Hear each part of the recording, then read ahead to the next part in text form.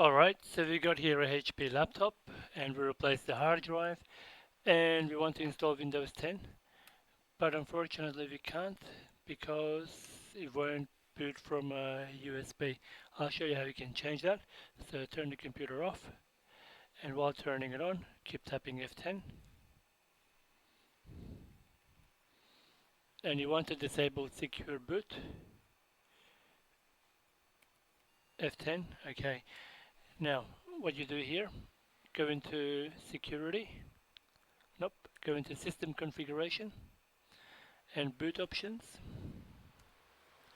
secure boot, disable. Now here is one thing you may need to do.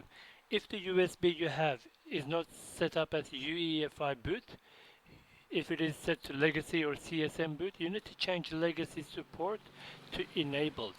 But if your USB supports UEFI, you don't need to change that.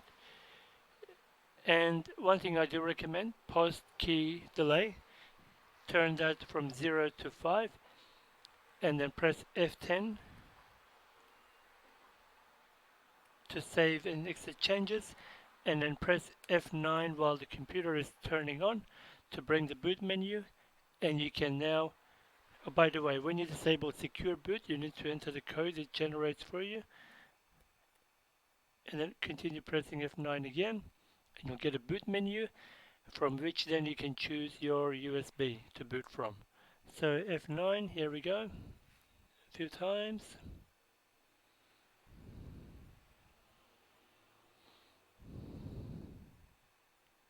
Now, interestingly, I don't have a boot option showing here. Let me try another port. It could be that my USB is legacy mode. Try one more time. F9.